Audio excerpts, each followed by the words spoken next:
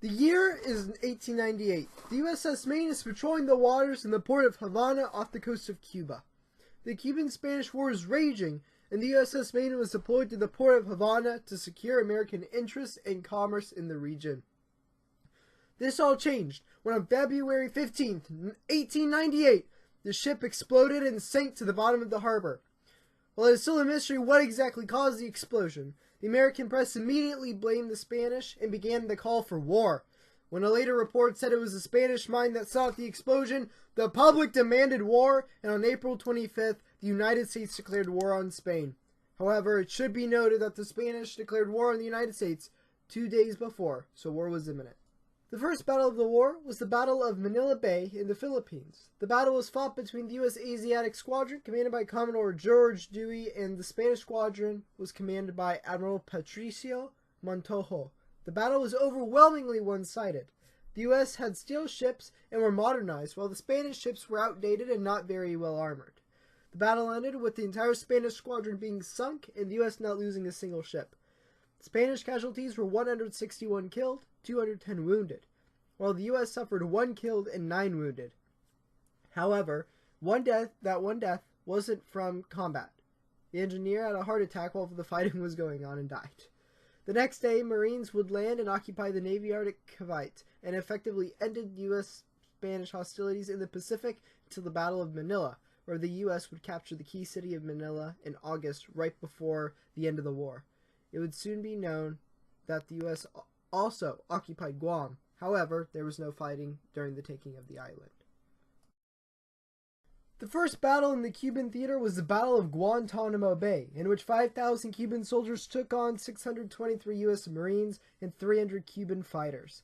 The battle ended and resulted in the U.S. gaining control of the bay and the construction of a U.S. military base, along with the landing of 17,000 American troops that would go on to pursue the rest of the campaign. The next battle is probably one of the most well-known battles in American history, and one of the best-known battles of the war. The Battle of San Juan Hill was between the U.S. Expeditionary Force and the Spanish garrison. The 800 Spanish soldiers were heavily fortified and put up a fierce resistance.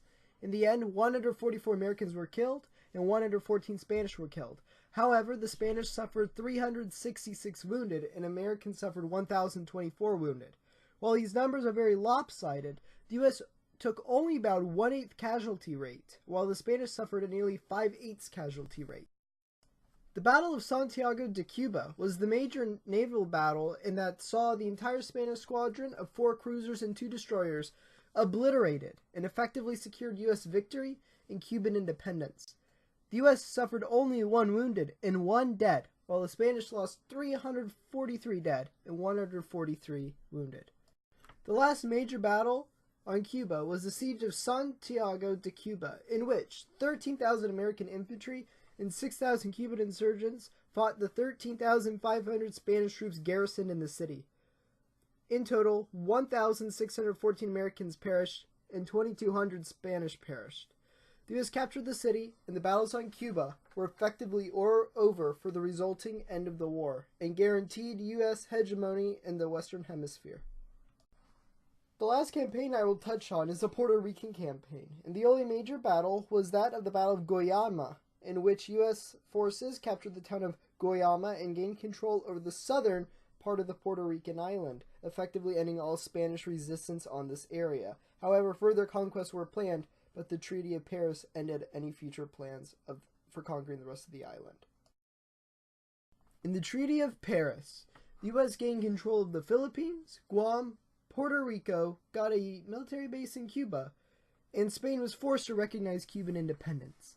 The U.S. gained its first major overseas colonies in the Philippines, Guam, and Puerto Rico, much of which is still in U.S. control today with the exception of the Philippines. And with the exception of the acquisition of American Samoa and the U.S. Virgin Islands, the extent of U.S. expansion was pretty much complete. This also caused the Spanish government to stop focusing on colonization and focus on internal struggles. The war was the beginning of the U.S.'s rise to prominence and becoming a global superpower, and like the War of 1812, sent Europe a message that the United States was not a pushover nation. The war helped thrust Theodore Roosevelt into prominence, and 3 years later, after the war's conclusion, he would become President of the United States. Thank you so much for watching this video. I had a lot of fun making it, and I do put a lot of hard work into these videos. So if you guys did enjoy, please, please, please hit that like button and subscribe. I'm really trying to grow this channel to a point to where I can start making money and increase the expansion of the channel and being able to outreach more people. So any support that you can give the channel is great.